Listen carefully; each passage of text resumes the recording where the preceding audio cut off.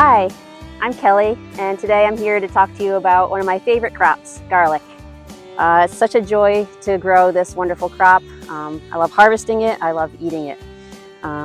This variety that we have on the farm right now is called German Extra Hardy. It's a super hardy variety that overwinters in our fields out here. It's actually the only crop that we do overwinter in our outdoor field production. Generally around October, sometime in October, we plant the seed, which is just a single garlic clove. And planting in October allows that seed to develop some nice roots before the ground freezes and winter sets in.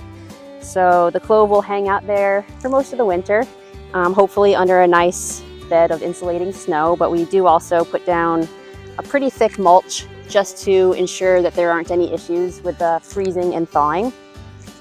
And come spring, when the snow melts, they'll be the first leaves we usually see emerging from the soil. It's always an exciting time to see the garlic coming up. Around June, garlic puts out what we call a garlic scape, which is just the flowering part of the plant. And we harvest that for two reasons. One, it's delicious and really fun to eat, but also cutting that off will allow the plant to redirect its energy back into the head and let that size up for us to harvest in July, which is where we are now. At the end of July, typically in this climate, we'll come through and harvest all of our heads at once. It's about 10,000 heads we have in production right now.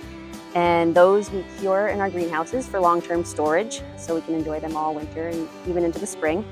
And the fun thing about garlic is you can actually harvest it at any stage. It doesn't have to be ready for storage garlic. So we can see the leaves are still nice and green on this plant, which means it's not ready for the storage harvest, but we can harvest it today and enjoy it as fresh garlic, which is a nice treat this time of year. We recommend using a digging fork that prevents any damage from happening to the plant when you pull it out. So you just get under there, kind of give it a little lift, pop it out, grab the stem. I like to shake off most of the soil, and there's your garlic head. I like to clean it out in the field by just clipping off this top stem. You can leave a couple inches of neck just to hold on to. And then you just kind of peel out a couple of layers all the way down. And that'll leave you with a nice clean head of fresh garlic to take home and enjoy.